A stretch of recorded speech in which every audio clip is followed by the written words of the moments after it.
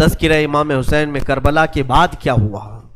جب سارے شہید ہو گئے، ان کی لاشوں پر گھوڑے دوڑائے گئے، تو جو لوگ قریب آبادیوں کے لوگ تھے وہ آئے، ان لاشوں کو سمیٹا، کتنوں کو تو انہوں نے دفن کیا اور مولا حسین کو دفن کیا۔ اب بیویاں خیمے میں تھیں، قیدی بنائی گئیں۔ سیدہ زینب فاطمہ زہرا کی سگی بیٹی ہیں، حسین ابن علی کی سگی بہن ہیں، زوجات امام حسین ہیں، بی بی سکینہ ہیں۔ اس خیمے میں چند عورتیں رہ گئیں اور بیمار زین العابدین ہیں۔ یزیدی لشکر کی طرف سے لوگ آئے اور کہا کہ اپنے ہاتھ آگے بڑھاؤ۔ ہاتھ آگے بڑھائے گئے تو ان کو ہتھکڑیاں ڈال دی گئیں۔ رسول اللہ کے گھر والوں کو ہتھکڑیاں ڈال کر باہر نکالا گیا، خیمے اجاڑ دیے گئے۔ بعض روایات یہ بتاتی ہیں کہ خیموں میں آگ لگا دی گئی۔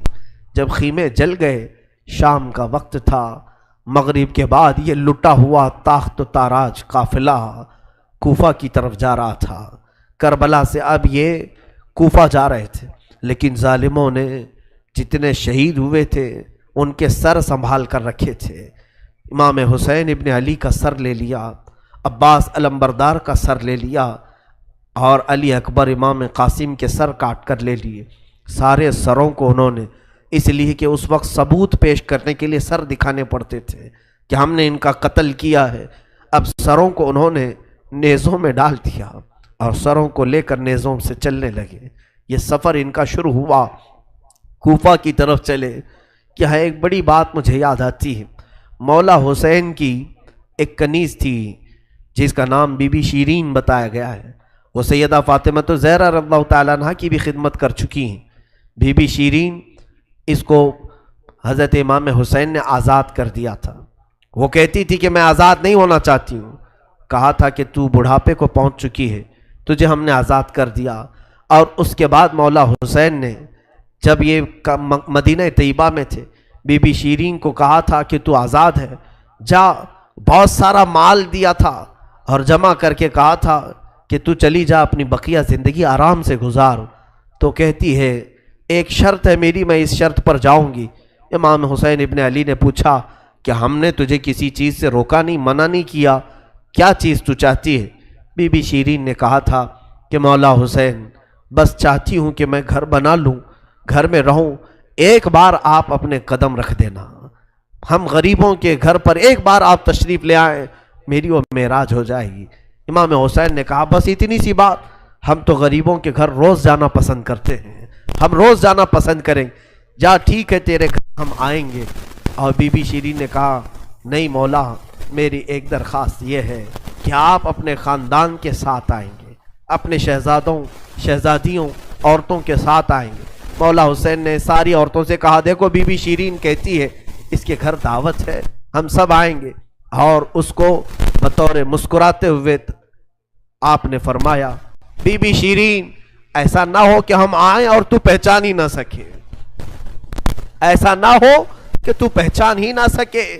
قدموں میں گر گئی، کہا کہ میں آپ کے گھر کی کھائی ہوئی، میں آپ کی پروردہ، کبھی آپ کو نہ پہچانوں، ایسا کیسے ہو سکتا ہے؟ وہ خاتون گئی، کوفہ کے قریب ایک چھوٹی سی بستی میں گھر بنایا، بڑا اچھا سا گھر بنایا، اور اس کی بستی والے بھی اس کی بڑی عزت کرتے تھے کہ یہ فاطمہ کے گھر کام کی ہوئی عورت ہے، حسین ابن علی کے گھر کام کی ہوئی عورت ہے۔ وہ ہر گھر میں جاتی تھی، بستی والوں سے کہتی تھی لوگوں دیکھنا میں نے گھر بنایا اور پیغام بھیج دیا ہے، فاطمہ کے لاڈلے شہزادہ رسول امام حسین نے مجھے وعدہ کیا ہے ایک بار وہ میرے گھر تشریف لائیں گے۔ بستی والے کہتے تھے کیا تیری قسمت ہے کہ تیرے گھر مولا حسین آنے کی بات کر چکے ہیں، رسول اللہ کا شہزادہ تیرے گھر آئے گا۔ سب اس کی گاؤں میں بڑی عزت تھی، لوگ کہتے تھے کہ اس کی بات پر حسین آنے والے ہیں۔ ایک بار جیسے ہی بی بی شیرین کو خبر ہوئی کہ امام حسین مدینہ سے مکہ نکل چکے ہیں اور مکہ سے کوفہ آنے والے ہیں، جیسے ہی یہ خبر ملی تو اس نے پیغام بھجوایا اور پھر اپنے گھر کو رنگ و روغن کرنا شروع کر دیا اور کمرے سجائے کہ مولا حسین کا قافلہ آ رہا ہے اور کوفہ جانے والے ہیں اور میرے گھر پر ٹھہریں گے۔ جنگ کی کوئی خبر ہی نہیں تھی۔ گاؤں والوں کو جیسی اطلاع ہوئی، گاؤں کے سارے لوگ اس کے ساتھ مل گئے۔ پورے گاؤں میں سارے لوگ گھروں کی تیاریاں کر رہے تھے اور سب لوگ روز انتظار کرتے بی بی شیریں پہاڑ کے ایک چوٹی پر صبح سے شام تک بیٹھتی، ہر آنے جانے والے قافلے والے کو دیکھتی، جو مکہ سے کوفہ کے لیے آ رہا ہے جا رہا ہے، دیکھتی، انتظار کرتی، اس میں امام حسین اپنے گھر والوں کے ساتھ آنے والے نہیں آئے۔ کئی دن گزر گئے اور اسی زمانے میں ایک رات ایسی آئی کہ اس کے گھر ایک عورت آئی، کہا بی بی شیریں اٹھو جلدی۔ کہا کیا؟ کہ حاکم بصرہ ابن زیاد کا لشکر، بہت بڑا لشکر ہے اور وہ لشکر باہر آیا ہوا ہے، تیرا بڑا گھر ہے، وہ چاہتے ہیں کہ آج کی رات تیرے گھر میں گزارے۔ کہا کون لوگ ہیں، کیوں آئے ہیں؟ کہا سنا ہے کہ ایک باغی نے بغاوت کی تھی اور اس کا سر کچل دیا گیا، اسے مار کر کے اس کا سر لایا گیا ہے اور اسی کو دمشق امیر المومنین یزید کے پاس لے جایا جا رہا ہے۔ بی بی شیریں نے کہا پتہ نہیں کون سا باغی تھا، کس نے بغاوت کی تھی، کس سے جنگ ہوئی تھی، خبر نہیں ہے، بہرحال اگر حاکم کا قافلہ گھر کے دروازے پر کھڑا ہے تو میں دروازہ کھول دیتی ہوں۔ دروازہ اس نے کھولا، بہت سارے رات کا وقت ہے، شہزادوں کے سر نیزوں پر لٹکے ہوئے ہیں، حسین ابن علی کا چہرہ دھول میں اٹا ہوا تھا، زلفیں چہرے پر آئی ہوئی تھیں، بیویاں سب باندی بنا کر لائی گئی تھیں اور سب جکڑی ہوئی تھیں، چہرے ان کے بالوں سے ڈھاکے ہوئے تھے۔ اس خاتون نے دیکھا اور کہا ہائے ہائے افسوس، قیدی آئے ہیں میرے گھر۔ مولا حسین کہتے تھے قیدیوں کے ساتھ اچھا سلوک کیا جائے، قیدیوں کے ساتھ اچھا سلوک کیا جائے۔ اس نے اپنے گھر میں اندر داخل کیا، جو حاکم، جو اس کے سپہ سالار تھے، ان سب کو اندر بلایا، رات گزارنے کا مقام دیا، جگہ دیا، اور یہ بیویوں کو صحن کے باہر ہی چھوڑ دیا گیا، ان کو اندر نہیں لایا گیا۔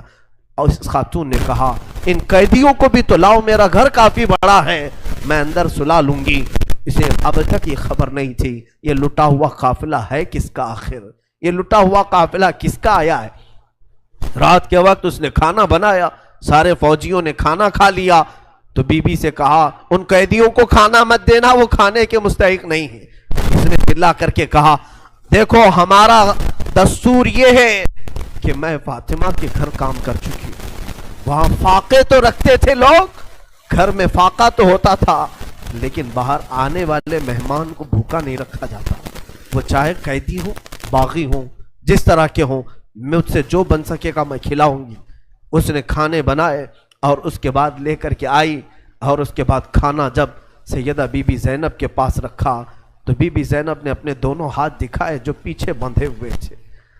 اس خاتون نے، بی بی شیریں نے کھولا اور ان کے بالوں سے چہرہ ڈھکا ہوا تھا، اور اس نے کھانا پروسا کہ کھا لو بیویوں، کھا لو۔ تو بی بی زینب نے پکار کر کے اپنے بھائی کا نام لیا، یا حسین ابن علی۔ تو بی بی شیریں چونک اٹھی، یہ نام تو کیوں لے رہی ہے؟ یہ نام تو میرے آقا کا ہے جس کی میں باندھی تھی، میں خدمت گزار تھی، یہ نام تو کیوں لے رہی ہے؟ بی بی زینب کہتی ہے بی بی شیریں کیا ہم نے تجھے پہچان لیا؟ بابا نہیں کہتے تھے کسی دن ہم گھر پر آئیں اور تو پہچان ہی نہ سکے؟ یہ جو اونچے نیزے پر سر دکھ رہا ہے یہ تیرے آقا مولا حسین کا سر ہے، اور یہ علی اکبر کا سر ہے، یہ قاسم کا سر ہے۔ بی بی زینب پکارتی گئی، بی بی شیریں نے دیکھا اور پکار کر کے کہا مولا کیسی مہمان نوازی کا وقت تم نے دیا، کیا اس طرح بھی کوئی مہمان بنتا ہے کسی کے گھر؟ اور یہ کہتی ہوئی غش کھا کر گر پڑی، اس پر پانی ڈالا جاتا، وہ اٹھتی پھر غش کھا جاتی، بے ہوش ہو جاتی۔ سچ کہا تھا مولا حسین نے، اے بی بی شیریں ہم تو وعدہ کیے ہیں آ کر رہیں گے، کہیں ایسا نہ ہو کہ تو پہچان ہی نہ سکے۔ سچ کہا تھا مولا حسین، آپ اس حالت میں میرے گھر آئے کہ میں پہچان نہ سکی، کیونکہ وہم و گمان میں بھی نہیں تھا کہ فاطمہ کے لاڈلے کا کٹا ہوا سر کبھی گھر آ سکتا۔ وہ غش کھا کر کے گر گئی، روایات میں ہے۔ صبح جب اٹھا لوگوں نے، فوجیوں نے اٹھ کر کے دیکھا تو بی بی شیریں کا جسم ٹھنڈا پڑ چکا تھا، اس کی روح نکل چکی تھی۔ غم حسین میں لوگوں کی جانیں چلی گئی۔ یہاں آج دو آنسو ہمارے نکلتے ہیں تو لوگ ہمیں بولتے ہیں، غم حسین میں لوگوں کی روح نکل گئی۔ جو اصلی محبت کرنے والے تھے وہ دنیا سے ہی رخصت ہو گئے۔ مولا حسین کی محبت کرنے والی بی بی شیریں دنیا میں نہیں رہی۔ کہا آخری جملے اس کے یہ تھے، گھر بڑی آن شان سے اس لیے بنایا تھا کہ ایک بار مولا قدم رکھیں گے، اب انہوں نے قدم رکھ دیا تو اب جینے میں کوئی مزہ نہیں ہے، اب میری زندگی کی تمنا پوری ہو گئی ہے۔ اس کے بعد یہ قافلہ نکلا، کوفہ کی طرف جا رہا تھا، ابن زیاد تک پہنچنا تھا، حاکم بصرہ حاکم کوفہ عبید اللہ بن زیاد کے پاس۔ یہ قافلہ جانے سے پہلے کئی منزلوں پر رکا، دوسری رات آئی تھی، دوسری رات ایک گرجا گھر کے پاس ان کا قیام ہوا، وہ ایک عیسائی کا گرجا تھا، وہاں پر قیام ہوا۔ عیسائی نے دیکھا کہ بہت سارے کٹے ہوئے سر آئے، اس نے بھی اپنے چرچ میں رکنے کی اجازت دی تھی۔ ہائے افسوس، عیسائی بھی رحم کھا رہے ہیں، کیسے وہ مسلمان تھے جو رسول اللہ کے گھر والوں پر رحم نہ کھا سکے۔ عیسائی نے وہاں پر رکنے کی اجازت دی۔ اس کے بعد کہا، رات کو اس نے کہا کہ یہ جو سروں پر، یہ جو نیزوں پر سر ہیں، کیا یہ ہمیں ایک رات کے لیے دو گے؟ لوگوں نے کہا لے لو لے لو، لیکن امانت کے ساتھ واپس کرنا کہ یہ ہمیں دمشق پہنچانا ہے۔ اس نے سر حسین کو لیا، دھول کو صاف کیا، اس لیے کہ اسے دور سے ہی اس چہرے میں کچھ چمک نظر آ رہی تھی۔ اس عیسائی راہب نے رات کے وقت دیکھا، ایک تخت پر رکھ کر کے سر حسین کا غور سے مطالعہ کرنے لگا اور اپنی پرانی کتابوں سے ملانے لگا۔ پرانی کتابیں پڑھتا تھا اور چہرہ دیکھتا تھا، بار بار دیکھتا تھا، پھر چیخ کر کے کہا، ہاں میں اپنے مقام کو پہنچ گیا، اس لیے کہ مقدس کتابوں میں لکھا ہوا ہے نبی کے آخری نبی کا نواسا ظلمن قتل کیا جائے گا اور اس راستے سے جائے گا، اور یہاں کی گرجا میں اگر رکے تو گرجا میں جو خدمت گزار ہے وہ اس کی خدمت کرے، مولا اسے جنت عطا کرے گا۔ وہ عیسائی راہب کہتا ہے وہ چہرے میں ساری علامتیں جو کتابوں میں لکھی یہی ہیں، وہ ایمان لے آیا، کلمہ طیبہ پڑھا، اسلام قبول کیا، رات میں اس کی دنیا بدل گئی۔ میرے عزیزو، اسی کو کہا جاتا ہے اسلام زندہ ہوتا ہے ہر کربلا کے بعد۔ حسین کے انتقال کے بعد بھی اسلام پھیل رہا، ایمان دوسروں کو بانٹ رہے ہیں۔ صبح تک اس گرجا میں رکے، پھر دن پورا گزارے اور شام کے وقت ٹھنڈے وقت میں کوچ کرنے کا ارادہ کیا، اور سر امام حسین جو ان لوگوں نے نیزے پر لیا تھا اس کو ایک جگہ گاڑ دیا، اور اس کے بعد اپنے پانی وغیرہ کے استعمال کے بعد قافلے کو کوچ کرنے کا حکم دیا۔ قافلہ آگے چلا، لیکن جو فوجی آتا سر حسین کو اٹھانے کے لیے نیزے پر، وہ تو ہلکا ہو چکا تھا لیکن وہ زمین میں ایسا گڑ چکا تھا کہ اٹھتا نہیں تھا، کسی سے ہل نہیں رہا تھا۔ بہت لوگوں نے کوشش کی، پھر آ کر کے انہی ظالم یزیدیوں نے بی بی زینب سے کہا، اے خاتون، یہ تمہارے بھائی کا سر زمین پر ایسا جمع ہوا ہے، ہٹتا نہیں ہے، آگے بڑھنا ہے ہمیں، یہ ہٹتا نہیں ہے۔ بی بی زینب نے غور سے دیکھا اور کہا، قافلے میں دیکھ لو سب ہیں یا نہیں، قافلے میں سب ہیں یا نہیں۔ دیکھا گیا تو بی بی سکینہ قافلے میں نہیں تھی، قافلے میں موجود نہیں تھی۔ بی بی زینب نے کہا، وہ میرا غیور بھائی ہے، اپنے خاندان والوں کو چھوڑ کر کہیں جاتا نہیں تھا، اپنی بچی کا غم ہوگا، آگے نہیں بڑھتا، تلاشو سکینہ کہاں ہے۔ لوگوں نے ڈھونڈنا شروع کیا، پہاڑ کی ایک چھوٹی سی چوٹی پر وہ بیٹھی ہیں اور ایک خاتون کی گود میں بیٹھی ہیں، کوئی ایک خاتون ہے، اسے سہلا رہی ہے، تھپکیاں دے رہی ہیں۔ بی بی سکینہ 9 سال کی عمر میں ایک بڑی معزز خاتون کی گود میں ہچکیاں لے لے کر رو رہی ہیں اور کچھ باتیں کر رہی ہیں۔ بی بی زینب نے دور سے دیکھا، خاندان کی کچھ عورتیں اور آئیں، پکارا، سکینہ جانے کا وقت ہو گیا، تم یہاں کیا کر رہی ہو؟ دوڑ کر کے جیسی سکینہ کے قریب آئے تو دیکھا نہ وہاں عورت تھی نہ کوئی خاتون تھی۔ سکینہ کو اٹھایا، کیا کر رہی تھی تم یہاں، کیسے آئی، کون عورت کس سے بات کر رہی تھی؟ سکینہ نے کہا، میں جانتی نہیں تھی، یہاں حاجت کے لیے آئی تھی، اچانک ایک خاتون نمودار ہوئی، اس نے مجھے گود میں اٹھایا، بوسے دینا شروع کیا، میرا ماتھا چوما، میں نے پوچھا کہ تو کون ہے؟ تو اس نے کہا، اے بچی تو نہیں جانتی، میں تیری دادی فاطمۃ الزہرا ہوں، میں فاطمۃ الزہرا ہوں، رسول اللہ کی شہزادی ہوں۔ میں اپنی دادی کے گود میں سو گئی، بڑا نرم گود تھا، بڑی ان کی نازک ہاتھ تھے، اور وہ مجھے سہلا رہی تھی اور مجھ سے پوچھ رہی تھی کہ کیسے کربلا میں کیا کیا ہوا سنا بچی؟ میں علی اصغر کی شہادت دادی کو سنا رہی تھی، علی اکبر کیسے قتل ہوئے دادی کو سنا رہی تھی، ان کے آنسو بہتے تھے اور میرے جسم پر گرتے تھے، اور میں نے کربلا کی ساری داستان اماں فاطمہ کو سنا رہی تھی۔ سیدہ زینب کی چیخ نکل پڑی کہ ماں فاطمہ اب بھی بے قرار ہے، اس لیے کہ حضرت امام مسلم فرماتے ہیں، ایک بڑے بزرگ ہیں، تابعی ہیں، کہتے ہیں میں نے خواب میں دیکھا ایک بوڑھی خاتون کو، کربلا کا یہ منظر جو تھا 10ویں محرم کو ہوا، 9 محرم کو خواب دیکھیں یا عاشورہ کی رات کو انہوں نے خواب دیکھا، کہتے ہیں ایک بوڑھی عورت ہے، بڑی عمر والی عورت ہے، جبہ اس کے سر پر پڑا ہوا ہے، جھاڑو لے کر میدان جھاڑ رہی ہے، پورا میدان جھاڑا۔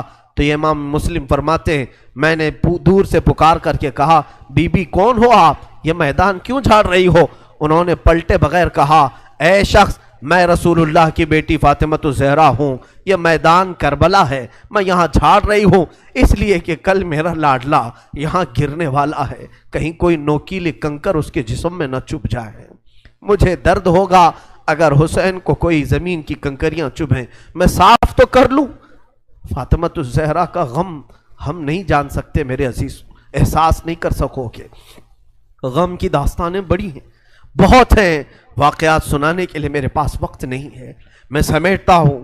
عزیزان گرامی، یہ تاخت و تاراج قافلہ، یہ اسیران اہل بیت کوفہ پہنچے ابن زیاد کے محل میں، ابن زیاد نے دیکھا حسین ابن علی کو تانے مارنے لگا، کہا کہ تم نے بڑا غلط کیا، تم نے یزید کے خلاف خروج کیا، بغاوت کیا، اور اس کے بعد بہت ساری بے حرمتی کرنے کے بعد اس قافلے کو اس نے دمشق روانہ کیا۔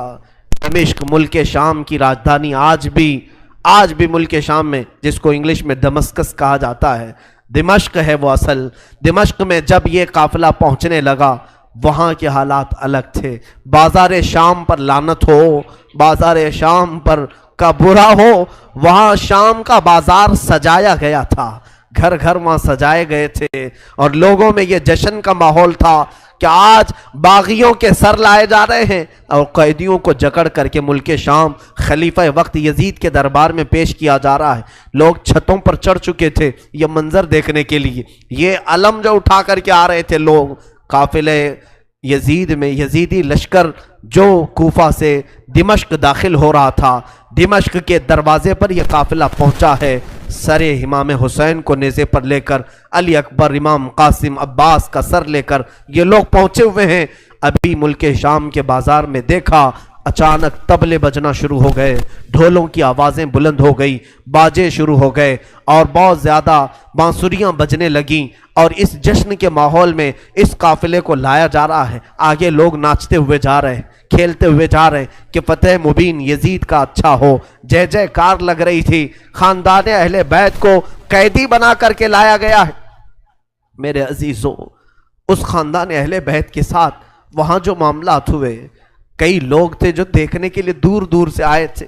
ایک صحابی ہیں، وہ کہتے ہیں میں تجارت کے لیے گیا تھا تو مجھے خبر ہوئی کہ آج اہل بیت کا قافلہ یہاں آ رہا ہے، تو میں دوڑتا ہوا پہنچا، اور جیسے ہی میں نے دیکھ کر کے میں ضبط نہ کر سکا، وہ چہرہ آج نیزے پر تھا جو کبھی میرے مصطفیٰ کے کندھے پر ہوا کرتا تھا۔ وہ صحابی کہتے ہیں ان کے لبوں پر میرے آقا اپنے ہونٹ رکھا کرتے تھے، ان کی گردن کو سونگھا کرتے تھے۔ وہ حسین کی گردن کو انہوں نے تلوار سے الگ کیا ہوا تھا اور نیزے پر لا رہے تھے۔ وہ صحابی دوڑتے ہوئے آئے، کہا میری زندگی کا برا ہو میں حسین کا ساتھ نہیں دے سکا، میں حیدر کے گھر والوں کا ساتھ نہیں دے سکا۔ بچیاں تھیں جو قیدی بنا کر لائی گئی تھیں، دوڑ کر کے وہ صحابی آئے اور بی بی سکینہ کے پاس آئے، ننھی سی 9 سال کی عمر کی بچی بھی قیدی بن کر آئی، دوڑ کر کے ساتھ قریب آئے، پوچھا کہ بچی میں تمہارے غم میں برابر کا شریک ہوں، میں بھی تمہارے غم میں ساتھ ہوں، اہل بیت کا میں وفادار ہوں۔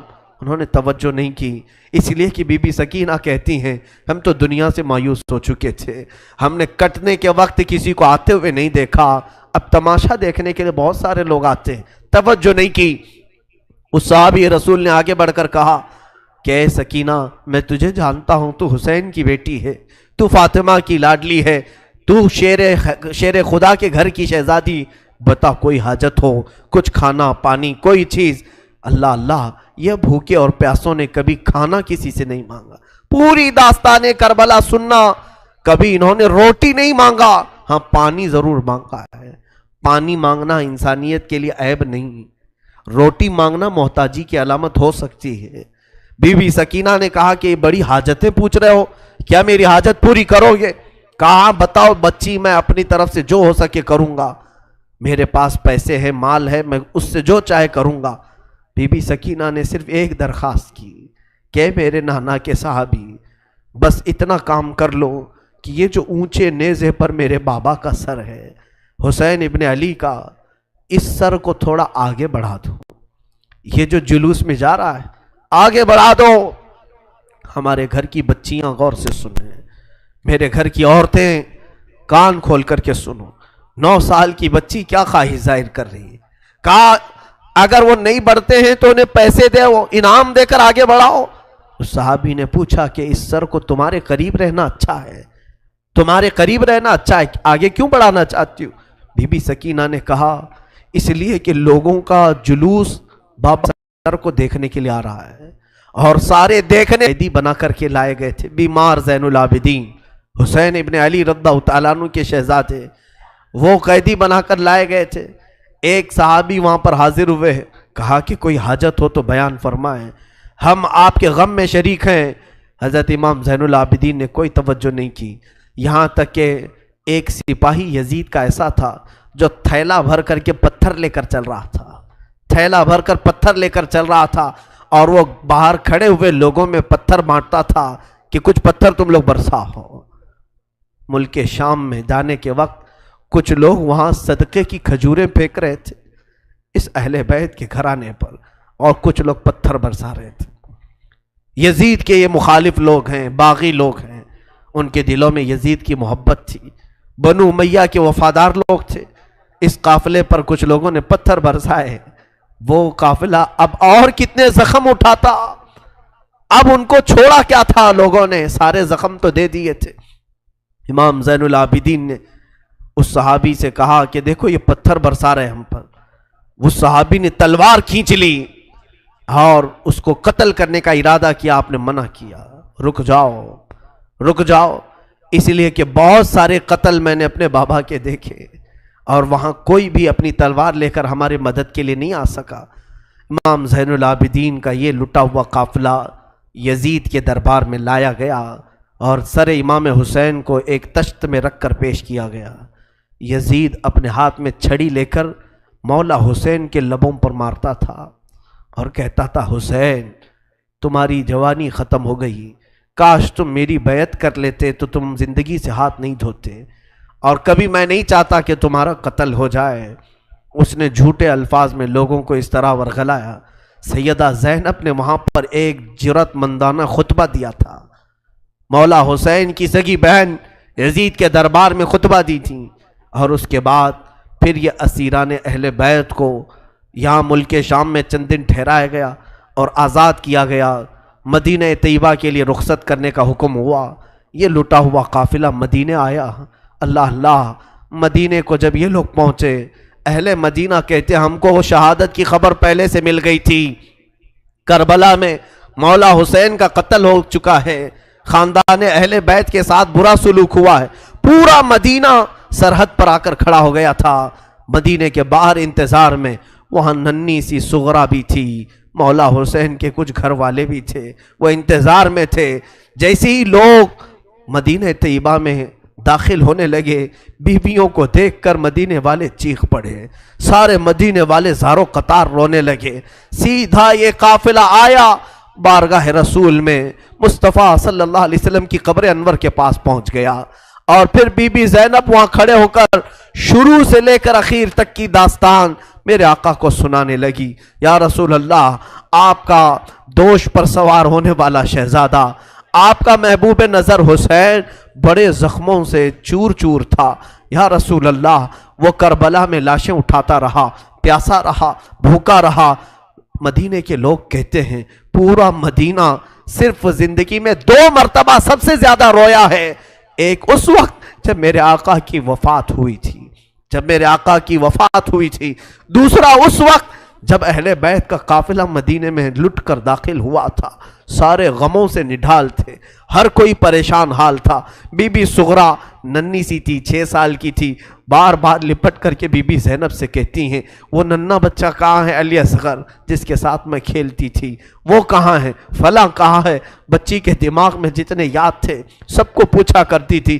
بی بی زینب کہتی ہیں ہر ایک کے جواب میں جب میں کہتی تھی وہ بھی انتقال کر گئے، وہ بھی انتقال کر گئے۔ بی بی صغرا پوچھتی تھی کیا کربلا میں موت سستے میں ملتی ہے؟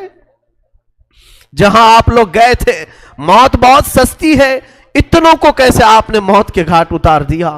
بی بی زینب کے پاس کوئی الفاظ نہیں تھے۔ امام زین العابدین کا زندگی بھر یہ حال تھا۔ اللہ اکبر! زین العابدین وہ تنہا شہزادے ہیں میرے مولا حسین کے جو پھر 95 ہجری تک باحیات رہے۔ امام حسین کی شہادت ہونے کے بعد 61 ہجری میں جو شہادت ہوئی اس کے بعد سے سن 95 ہجری تک آپ باحیات رہے، لیکن روتے روتے آنکھوں کا پانی سوکھ گیا تھا۔ لوگ کہتے ہیں امام زین العابدین کو ہم لوگ دیکھتے تھے، کبھی وہ روتے تھے تو دونوں آنکھوں سے خون نکل آتا تھا۔ لوگ پوچھتے کہ مولا زین العابدین سجاد آپ اتنا کیوں روتے ہیں؟ کہتے ہیں کیا تم میری ہنسی کی تمنا رکھتے ہو؟ جس کے سامنے اس کے بھائیوں کو، اس کے گھر والوں کو، اس کے باپ کو کاٹا گیا ہے، اس کے گھر والوں کو کاٹا گیا ہے۔ امام زین العابدین کا حال یہ تھا کہ امام زین العابدین شہر میں جا رہے تھے اور قصاب گوشت بیچنے والا دکان میں بیٹھا ہے، گوشت بیچ رہا ہے۔ جیسے ہی وہ قریب آنے لگے اس نے جلدی سے گوشت کے اوپر چادر ڈال دی، گوشت چھپا دیا۔ لوگ جو گوشت خریدنے والے کھڑے تھے انہوں نے پوچھا کہ اے بندے تو کیوں گوشت چھپا رہا ہے؟ کہا زین العابدین آ رہے ہیں، وہ ابھی یہاں کھڑے ہوں گے اور گوشت دیکھ کر کے رونا شروع کر دیتے ہیں، گوشت دیکھ کر کے رونا شروع کرتے۔ کہا ایسا کیوں کرتے ہیں؟ کہتے ہیں جب بھی وہ میری دکان کے پاس یہ کچا گوشت دیکھتے ہیں تو کہتے ہیں کہ میرے بھائیوں کا گوشت ایسے ہی کاٹا گیا تھا اور ادھیڑا گیا تھا۔ زندگی بھر وہ گوشت کی دکان کے پاس کھڑے ہوتے تو ان کی آنکھیں بہہ جاتی۔ اور اس کے بعد ایک روایت یہ بھی ملتی ہے کہ قربانی کے دن تھے، مولا زین العابدین ایک جگہ سے گزر رہے ہیں، ایک قصائی بکرے کو لٹایا ہے اور جلدی سے اس پر چھری چلائی جا رہی تھی۔ امام زین العابدین دور سے کھڑے ہو گئے، کہا اے قصائی تو نے بکرے کو لٹایا، پانی پلایا کہ نہیں پلایا؟ وہ کھڑا ہوا، کہا اے امام زین العابدین ہم مسلمان ہیں، جانوروں کو کاٹتے ہیں تو پہلے پانی پلا کے کاٹتے ہیں۔ امام زین العابدین نے کربلا کی طرف منہ کیا، کہا مولا حسین مسلمان جانوروں کو پانی پلا کے کاٹتے ہیں، جانوروں کو پانی پلا کے کاٹتے ہیں، مگر اہل بیت کے کسی شہزادے کو ایک گھونٹ بھی پانی نہیں پلایا گیا اور انہیں ویسی ہی پیاسا شہید کیا گیا ہے، پیاسا کاٹا گیا ہے۔ امام زین العابدین کی پوری زندگی ایک ایک چیز کو دیکھتے تو رونے لگ جاتے تھے کہ کربلا میں یہ چیز نہیں تھی، یہ چیز نہیں تھی۔ ایک وقت ایسا بھی آیا، کوفہ کا گورنر ابن زیاد، یہ اب اس کے برے دن شروع ہو چکے تھے۔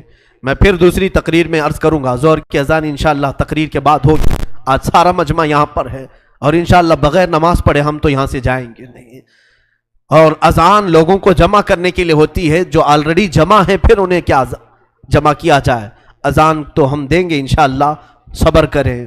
یہ وقت شہادت کا ہے، یہ وقت کربلا کی یاد کا ہے۔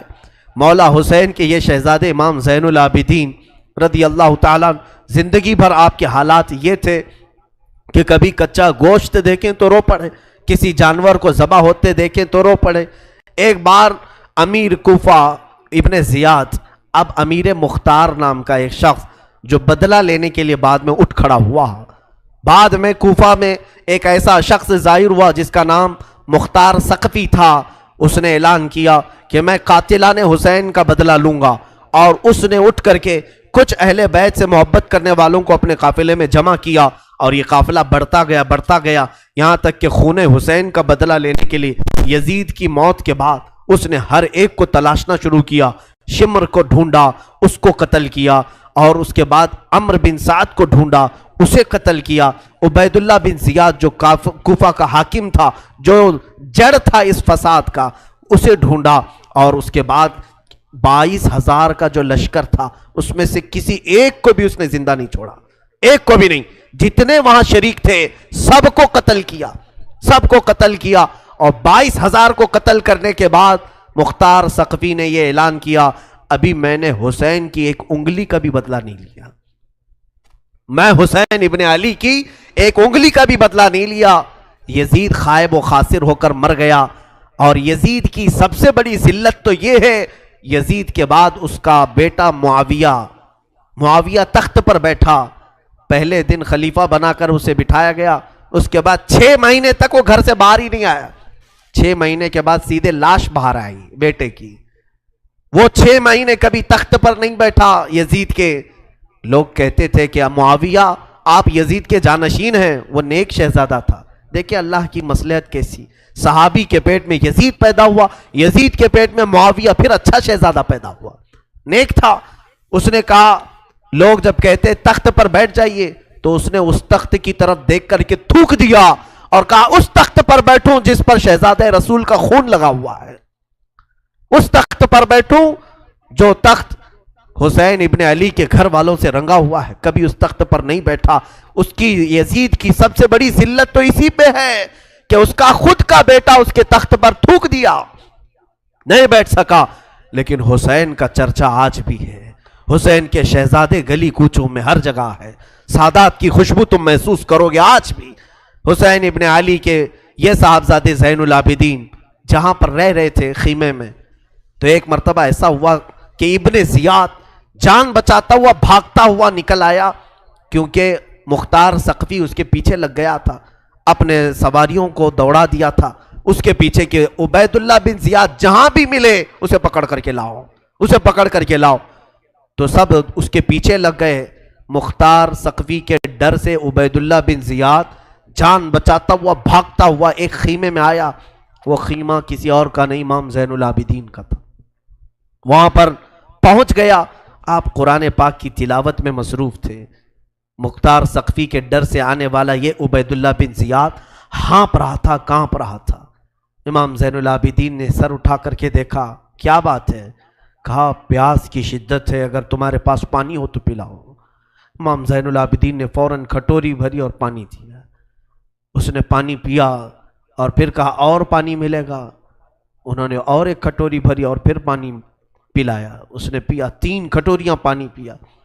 عبید اللہ بن زیاد یہ سوچنے لگا شاید امام زین العابدین نے مجھے پہچانا نہیں ہوگا. اس نے کہا آپ مجھے نہیں پہچانے ہوں گے شاید.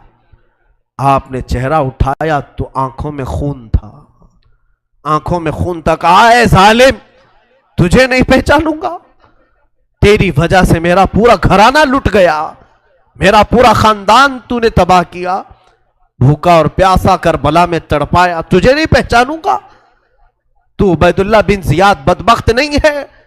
تو اس نے کہا جب آپ نے پہچانا تو پانی پلا رہے ہو. امام زین العابدین نے کہا جو تو نے ہمارے ساتھ سلوک کیا وہ تیری فطرت تھی، اور ہم نے جو سلوک کیا ہے یہ اہل بیت کی فطرت ہے، یہ اہل بیت کی شان ہے، ظالموں کے ساتھ بھی پانی پلانے کا سلوک. اسی لیے میرے عزیزو، آج اگر ہمیں کچھ آس ہے، امید ہے، تو رسول کے انہی شہزادوں سے کہ ہماری برائیاں 1000 ہوں گی، لیکن مجھے امید ہے کہ ان حسین ابن علی کے شہزادوں سے اگر قیامت کے دن ایک بار ہم کہہ دیں گے پانی، تو امید ہے کہ یہ اپنے نانا کے حوض کوثر سے ہمیں پانی ضرور پلائیں گے. تذکرہ کرو حسین کا، تذکرہ کرو اہل بیت کا اور علی کے شہزادوں کا. یقیناً حوض کوثر پر انہی کا قبضہ ہے. میرے آقا صلی اللہ تعالیٰ علیہ وسلم اپنے ہاتھ سے جسے چاہیں گے پانی پلائیں گے. ان کے گھر والوں کو ستا کر کے تم پانی قیامت کے دن کس منہ ہوگے، پیاس بجھاؤ گے. امام زین العابدین نے اس وقت بھی پانی پلایا. میرے عزیزوں، اس کے بعد ایسا نہیں کہ اسلام ختم ہو گیا، امیہ کی خلافت چلتی رہی. یزید کے بعد اس کا بیٹا معاویہ کے انتقال کے بعد پھر مروان حاکم بنا، مروان کی حکومت چلی. پھر اس کے بیٹے آئے تقریباً 90 ہجری تک، اور اس کے بعد 105 ہجری تک اسی امیہ خاندان نے خلافت کی باغڈور سنبھالی. اس کے بعد عباسی خلافت کا دور شروع ہوا. جو بنو عباس کہلائے وہ اہل بیت سے محبت کرنے والے تھے. اتنے زمانے تک بھی اہل بیت کے ساتھ برا سلوک ہوتا رہا. امیہ کے پورے جتنے خلفاء آئے انہوں نے اہل بیت کے ساتھ کوئی اچھا سلوک نہیں کیا. امام باقر کے ساتھ، امام جعفر صادق کے ساتھ، امام موسیٰ کاظم کو 12 سال تک قید میں رکھا گیا تھا، ان کو زہر پلایا گیا تھا، کوڑے مارے گئے تھے. یہ اماموں کے ساتھ برا سلوک تقریباً 100 سال تک چلتا رہا. اور ایسا نہیں، رسول کا گھرانہ آج بھی لٹانے پر قربان ہے. آج بھی اگر کوئی بات آ جائے تو دیکھنا رسول اللہ کی جو اصلی آل ہوں گے، اصلی اولاد ہوں گے، وہ قیادت کے لیے آگے بڑھیں گے اور اپنا سر بھی پیش کریں گے. ہندوستان کی فتح میں سلطان محمود غزنوی کے قافلے میں 2 شہزادے ایسے تھے کہ یہ قلعے کے پھاٹک پر، یہاں جب سلطان محمود غزنوی حملہ کے لیے آتے تھے ہاتھیوں کو دوڑاتے تھے، اور جو قلعہ تھا یہاں ہندوستان کا جس کو فتح کرنا تھا، اس قلعے کے پھاٹک پر نوکیلے کیل لگے ہوئے تھے، ہاتھیوں کے سروں میں گھس جاتے تھے تو وہ ہاتھیاں چیخ کر کے پیچھے آ جاتی، قلعہ فتح نہیں ہوتا تھا. رات کو خواب میں محمود غزنوی نے دیکھا حضور پاک صلی اللہ علیہ وسلم تشریف لائے. محمود غزنوی بادشاہ ہے، پوچھا یا رسول اللہ ہندوستان فتح کیسے ہوگا؟ میرے آقا نے فرمایا تیری فوج میں میرے 2 شہزادے ہیں، ان سے مشورہ لے، وہ جو کہیں گے تو اس پر عمل کر. صبح اٹھا تو فوج میں دیکھا تو 2 آلے رسول تھے، 2 نوجوان تھے. حاضر ہوا، کہا آپ میری فوج میں ہیں، میں نہیں جانتا تھا، آپ مجھے مشورہ دیں کہ کیا کرنا ہے. جانتے ہو دونوں شہزادوں نے کیا مشورہ دیا؟ پہلے وعدہ لیا سلطان جو ہم کہیں گے اس پر عمل کرنا ہوگا. کہا بالکل عمل کروں گا. کہا بات در حقیقت یہ ہے جب تم ہاتھیوں کو دوڑاتے ہو یہ قلعے کا پھاٹک توڑنے کے لیے، اس قلعے پر نوکیلے کیل لگے ہوئے ہیں، وہ ہاتھیوں کے سر میں گھس جاتے ہیں، اس وجہ سے ہاتھی توڑ نہیں پاتے. کل صبح جب حملے کے لیے تم ہاتھیوں کو تیار کرو، ایک کام کرنا، ایک ہاتھی کے سر پر مجھے باندھنا، دوسرے ہاتھی کے سر پر میرے بھائی کو باندھنا. یہ دونوں شہزادوں نے کہا. محمود غزنوی تڑپ گیا، کانپ گیا، قیامت کے دن میں کیا جواب دوں، اور وہ منہ چھپا کر بھاگ آیا. دونوں شہزادے باہر آئے اور فوجیوں کو حکم دیا ہاتھیوں کے سروں پر ہمیں باندھا جائے. وہ خود انہوں نے ہاتھیوں کے سروں پر اپنے آپ کو باندھا. ہاتھی دوڑائے گئے اور ہاتھی دوڑ کر جیسے ہی قلعے کے دروازے پر ٹکر مارا اور وہ نوکیلے کیل انہی شہزادوں کے سینوں میں ایسے پیوست ہو گئے، اتنی تیزی سے چپ گئے کہ دونوں کی لاشیں انہی پھاٹک پر لٹکی رہ گئی اور وہ دروازہ ٹوٹ کر کے گر گیا اور ہندوستان میں اسلام کا پرچم لہرایا گیا تھا. یہاں پر بھی خون آل رسول ہے. میرے عزیزوں، یہ اہل بیت کے دم قدم سے ہم آج اسلام کی بہاریں دیکھ رہے ہیں. یہ سارا صحرا ان قربانیوں کو جاتا ہے. آج ہم نے تذکرہ امام حسین کیا. کچھ ذمہ داریوں کی بات اخیر میں کر جاؤں. آج جتنے بھی جوان یہاں حاضر ہیں میں حسین کا انہیں واسطہ دیتا ہوں، حسین کے لاڈلوں کا واسطہ دیتا ہوں. خیرت کرو، اب شرم کرو. اب تمہاری زندگی گزارنے کے وہ طریقے نہیں ہونا چاہیے جس طریقوں پر تم آج جی رہے ہو. آج تمہارے چہروں پر نہ حسین کی کوئی علامت ہے، نہ کربلا والوں کی کوئی علامت ہے. اے میرے عزیز بچوں، اے میری ماں اور بہنوں، اٹھو. کربلا والوں سے اگر تم محبت کرتے ہو تو آج علم حسین لو. اور علم حسین کا نام پنجا نہیں بلکہ در حقیقت علم حسین قرآن مجید کا نام ہے. تم اپنے ہاتھوں میں اس مصحف پاک کو اٹھاؤ. کیا تم نہیں دیکھتے سر امام حسین بھی تلاوت کر رہا تھا جب دمشق کے بازار میں حسین کا سر لایا گیا تھا؟ اس وقت بھی لوگوں نے دیکھا نیزے کے اوپر سے امام حسین کے لبوں سے یاسین مبارکہ کی تلاوت کی آواز آ رہی تھی. وہ حسین کٹے ہوئے سر سے بھی جب تلاوت کر سکتے ہیں، تم کیوں تلاوت نہیں کرتے؟ آج قرآن کیوں نہیں پڑھتے؟ قرآن کو کیوں ہاتھ نہیں لگاتے؟ آج ہمارے گھروں میں جو اندھیرا ہے یہ قرآن نہ پڑھنے کی وجہ سے. میرے آقا نے سچ فرمایا کہ تم اپنے گھروں کو قبرستان نہ بناؤ. جس گھر میں قرآن نہیں پڑھا جاتا اس گھر کو کہا گیا یہاں میتیں رہتی ہیں، یہاں مردے رہتے ہیں. کتنے گھروں میں قرآن پڑھا جا رہا ہے؟ مردوں کا گھر بنائے ہو. بچیوں کو بٹھاؤ، بچوں کو بٹھاؤ، قرآن ان کے ہاتھ میں دو، قرآن کی طرف توجہ کرو. اگر ایک بار پھر پلٹ آئی یہ امت تعلیمات اسلام کی طرف، مجال ہے کہ کوئی تمہاری طرف آنکھ اٹھا کر کے دیکھے. میں یہ چیلنج کے ساتھ کہتا ہوں تمہارے پاس ایمان کی جو دولت ہے پوری دنیا چھان مارو گے یہ دولت کسی قوم کے پاس نہیں ہے، کسی کے پاس نہیں. تمہارے پاس محبت رسول ہے، تمہارے پاس محبت علی ہے، تمہارے پاس محبت حسین ہے، تمہارے پاس اولیاء کاملین کے کردار ہیں، تمہارے پاس ساری علامتیں تبرکات ہیں، تم کیوں پیچھے ہو؟ تمہارا پیچھے رہنا تو افسوس کی بات ہے۔ آج لوگ تمہیں بزدل بنا رہے ہیں، آج لوگ تمہارے اوپر خوف کا ماحول طاری کیے ہوئے، ڈر کا ماحول طاری کیے ہوئے۔ شاید یہاں تم نے دیکھا بھی ہوگا، ہزاروں تقریریں ہیں، میں اپنی تعریف کے لیے نہیں کہہ رہا ہوں، ہزاروں خطبہ ہیں، چند ہی بولتے ہوں گے لوگ، اس لیے کہ خطبہ وائزین مقررین کی زبانوں کو بھی بند کرنے کی کوشش کر رہے ہیں۔ کتنے تو مجھے بولتے ہیں یوں نہ بولو مولانا، بہت جلدی گرفتار ہو جاؤ گے، بہت جلدی جیل میں چلے جاؤ گے، حکومت کی تمہارے اوپر نظر ہے، ڈپارٹمنٹ میں تمہارے ریکارڈ ہیں، بہت ساری باتیں ہیں۔ میرے عزیزوں، ایک طرف میرے پاس یہ امت مصطفیٰ بھولی بھٹکی ہوئی قوم ہے، ایک طرف میرے آقا کی قرآن عظیم ہے اور حسین اعظم کے کربلا کے واقعات ہیں۔ مجھے بتاؤ، کیا حسین ابن علی کا سامنا قیامت کے دن نہیں کرنا ہوگا؟ کیا ہم جیسوں کو پکڑ کر قیامت میں نہیں پوچھا جائے گا مولا نے تجھے زبان دی تھی، مولا نے تجھے قرآن کا علم دیا تھا، رب نے تجھے حدیثیں عطا کی تھی، تو نے اپنے حبیب کی امت کے ساتھ کیا سلوک کیا؟ کیا تو انہیں سبحان اللہ اور نعروں میں ہی سلا دیا کرتا تھا؟ اگر قیامت کے دن مجھے یہ سوال ہوگا میں کیا جواب دوں گا؟ اس لیے میں یہ بہتر سمجھتا ہوں، حق بولنے پر اگر گرفتاری ہو جائے تو میری گرفتاری کوئی معنی نہیں رکھتی، اس لیے کہ مجھ سے کئی لاکھ درجہ گنا بہتر امام زین العابدین جب گرفتار کیے جا سکتے ہیں اور مولا حسین کے گھر والوں کو قیدی بنایا جا سکتا ہے تو ہماری لاکھوں زندگیاں ان کی قید پر قربان ہوں۔ ہمیں قید سے ڈر نہیں ہے، ہمیں کوئی گرفتاری سے خوف نہیں ہے، اور ہماری زبانوں کو خریدنے کی کوشش بھی نہ کرو، ہمارے الفاظ کو خریدنے کی کوشش نہ کرو۔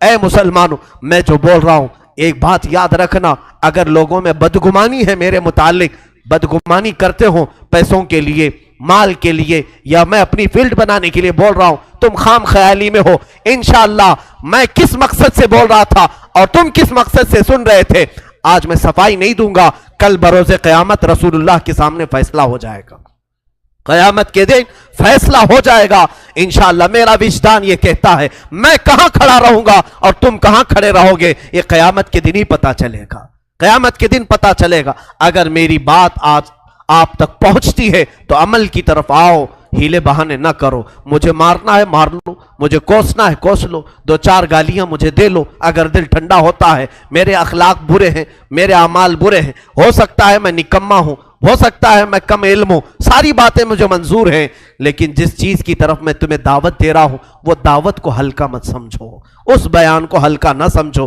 میں تو تمہیں محبت رسول کی طرف بلا رہا ہوں، میں تمہیں مولا حسین کے کردار کی طرف بلا رہا ہوں، اسے تو نہ کوسو۔ میں کمتر ضرور ہوں لیکن جس کی دعوت دے رہا ہوں وہ دعوت کمتر نہیں ہے، وہ دعوت ہلکی نہیں ہے۔ آؤ، میں ہزاروں نوجوانوں کی آج زندگیوں کو دیکھ رہا ہوں، تمہارے ہاتھوں میں آج دنیا نے کیا پکڑایا ہے؟ گندے نغمے، گندے موبائل کی فحش تصویریں، تم اسی کو دیکھ کر رات گزار رہے ہو، اسی سے صبح کر رہے ہو، تمہارے کان نغمے سن کر سوتے ہیں اور گانوں کی دھن پر صبح کرتے ہو۔ یہی اخلاق کل قیامت میں مولا حسین کے سامنے تم کھڑے ہوں گے، حشر کے دن تمہیں رسول اللہ کے سامنے کھڑا ہونا ہے، ان کے بچوں کے ہاتھ میں۔ ارے 11 سال کا بچہ جب تلوار اٹھایا تھا، تم اپنا موبائل اٹھا کر کے اس کو دکھاؤ گے؟ میں نے جوانی میں موبائل اٹھایا ہے، انہوں نے تلواریں اٹھائی تھی، کس لیے؟ امت مصطفیٰ کی حمایت کے لیے، شریعت طاہرہ کی حفاظت کے لیے۔ اس لیے میرا آخری یہ میسج ہے کہ اٹھو وہ گرنا حشر نہ ہوگا پھر کبھی، دوڑو کہ زمانہ چال اپنی چل گیا، قوت عشق سے ہر پست کو بالا کر دو، دہر میں نام محمد سے وجالا کر دو، کی محمد سے وفا تو نے تو ہم تیرے ہیں، یہ جہاں چیز ہے کیا لوح و قلم تیرے ہیں۔ اقبال نے سچ کہا تھا، نہیں تیرا نشیمن قصر سلطانی کے گنبد پر، تو شاہین ہے بسیرا کر پہاڑوں کی چٹانوں پر۔ آج تم جہاں جی رہے ہو یہ تمہارا مقام نہیں، یہ تمہاری جگہ نہیں۔ اور عورتوں سے، بچیوں سے گزارش ہے، ارے اس ننھی سکینہ کو دیکھو جس نے قیدی حالت میں بھی اپنے پردے کی فکر کی ہے، اپنے دوپٹے کا خیال کیا ہے۔ تمہیں آج ساری آسائشیں، ساری نعمتیں ملی ہیں اور بازار میں مٹک مٹک کر کے چلنا، لوگوں کو اپنی زینت کی طرف دعوت دینا، اپنے جسموں کو آشکار کرنا، کیا یہ سکینہ کے اخلاق ہو سکتے؟ فاطمہ کے گھر کے اخلاق ہو سکتے؟ بچیاں توبہ کرو، تمہارا جسم شیطان آوارہ کرنا چاہتا ہے۔ تم نے اگر اپنے جسم کی نمائش کی، لوگوں کی توجہ اور ان کی آنکھیں اپنی طرف مبذول کرنے کے لیے قسم رب ذوالجلال کی تمہارے جسم کی چمڑیاں فرشتے اس طرح سے چھیلیں گے، اس طرح سے کہ حدیث پاک میں ملتا ہے 1 گھنٹے میں 70 بار چمڑی بدلی جائے گی۔ 1 گھنٹے میں 70 بار۔ ذرا بلیڈ سے چمڑی نکال کر کے دیکھنا، پتہ چلے گا چمڑی ادھیڑنے کی سزا کیا ہوتی۔ اگر تم نے اپنے عورتوں کی حفاظت نہیں کی، اپنے سطر کی حفاظت نہیں کی، بڑی سزا میں گرفتار ہو جاؤ گے، بہت بھیانک عذاب میں گرفتار ہو جاؤ گے۔ قیامت کے منظر کو اب چندہ ضرورت نہیں کہ میں اپنی بات کو طویل کروں، میں صرف میسج یہی دینا چاہتا تھا، آج قرآن کو پھر سے عام کرو، آج عہد کر کے اٹھو کہ شریعت مصطفیٰ کو پھر سے ہم قائم کر کے دکھائیں گے۔ اذانیں ہوں گی تو اپنے کاموں میں نہیں، ہم مسجدوں میں سر جھکانے کے لیے آئیں گے، اس لیے کہ مولا حسین تلواروں کی جھنکار میں جب سجدہ کر سکتے ہیں تو آج ہمیں نعمتوں میں اللہ کھلا رہا ہے، پلا رہا ہے، سلا رہا ہے، کیوں ہم بستر چھوڑ کر ایک بار مسجد نہیں آ سکتے؟ ہم اپنی دکان چھوڑ کر مسجد نہیں آ سکتے؟ ہم اپنا کام چھوڑ کر مسجد نہیں آ سکتے؟ میرے عزیزو، اگر مسجد نہ ملے، جہاں میسر ہو سجدہ کر لو، جہاں موقع ملے اپنی نماز کمپلیٹ کر لو، اس لیے کہ قیامت کے دن یہ اگر تمہاری کچی رہی تو سارے معاملات میں پھنس جاؤ گے۔ جس کی نمازیں نکل گئی پھر وہ ہر چیز میں نکل جائے گا انشاءاللہ العزیز۔ آخر میں انشاءاللہ العزیز اذان کے بعد میں 2 چند آپ کے سامنے اعلانات پیش کروں گا۔ بارگاہ الہی میں دعا ہے، مولا کریم کہنے سننے سے زیادہ عمل کی توفیق عطا فرمائے۔ اے رب قدیر، آج جو بھی شہادت امام حسین کا تذکرہ ہوا، اے ذوالجلال خدا، ہم سب کی آوازوں کو تو سن رہا ہے، ہمارے آہو بکا کو تو جانتا ہے۔ ہم غم حسین میں آج بیٹھے ہیں تیرے گھر میں، مولا جتنے یہاں حاضر ہیں سب کی حاجتیں پوری فرما دے۔ مولا جتنے سن رہے ہیں، خواتین، بچے، بچیاں دور دراز سے جو اس پروگرام کو سن رہی ہیں، شامل ہیں، مولا ان سب کو بھی ہم دعاؤں میں شامل کرتے ہیں۔ مولا حسین کی برکتیں ان سب کو بھی عطا فرما۔ اے اللہ، آج عاشورہ کا دن ہے، اے کریم خدا، آج تیری رحمتیں اترتی ہیں، تو بندوں سے راضی ہوتا ہے۔ حسین کے خون کا واسطہ، علی اصغر کے خون کا واسطہ، ہم گناہوں سے توبہ کرتے ہیں۔ مولا ہم سب کو سچی توبہ نصیب فرما، گناہوں سے بیزاری عطا فرما، گناہوں کے مرض سے شفا عطا فرما، ہمیں آنکھوں کی حیا عطا فرما، زبان کی طہارت عطا فرما، دل کو وسوسوں سے بچا لے، ہمارے ہاتھوں اور پیروں کو غلط کاموں سے محفوظ فرما لے۔ اے کریم خدا، ہماری بچیوں کو بے آبرو ہونے سے بچا لے، ان کے جسموں کو ان کے سطر کی تو حفاظت فرما۔ اے کریم خدا، پورے ہندوستان میں امن و امان عطا فرما، اسلام و سنیت کا بول بالا فرما، کفار و مشرکین کے برے منصوبوں کو خاک میں ملا دے۔ اے رب قدیر، تیرا احسان ہے تو نے ہمیں اسلام پہ پیدا کیا، تیرا احسان ہے تو نے امت محمدیہ میں بنایا، تیرا احسان ہے تو نے ہمیں علی اور حسین کے گھر والوں کے تذکرہ کرنے والوں میں پیدا کیا۔ اے مولا، یہ محبت حسین ہماری زندگی کی آخری سانس تک ہماری زندگی میں عطا فرما۔ اے رب ذوالجلال، اس مسجد پاک میں بچے، جوان، بوڑھے جتنے حاضر ہیں، جو جس پریشانی میں مبتلا ہے، مولا تو بہتر جانتا ہے، سب کی پریشانیاں دور فرما۔ اس پورے محلے پر مولا، ہمارے آس پاس جتنے گھر ہیں، اس پورے محلے پر زمینی آسمانی بلاؤں سے تو حفاظت فرما، غیب سے برکتوں کا نزول فرما۔ اے خلاق العالمین، ارحم الراحمین، تیرے دربار میں صرف اتنی التجا ہے، اگر ہماری زندگی باقی رہی، ان آنکھوں کو ایک بار تیرے حبیب پاک کے چہرے کی زیارت نصیب فرما، مولا حسین کے چہرے کی زیارت نصیب فرما، مولا بغداد، کربلا اور مدینہ طیبہ کی زیارت نصیب فرما، ہم سب کو حج مقبول نصیب فرما، ہماری دعاؤں کو رسول کریم صلی اللہ علیہ وسلم کے نالین پاک کے صدقے قبول فرما۔ ان اللہ وملائکتہ یصلون علی النبی یا ایھا الذین آمنوا صلوا علیہ وسلموا تسلیما۔ اللهم صل على سيدنا ومولانا محمد معدن الجود والكرم وآله وأصحابه الكرام وابنه الكريم وبارك وسلم. سبحان ربك رب العزة عما يصفون وسلام على المرسلين والحمد لله رب العالمين.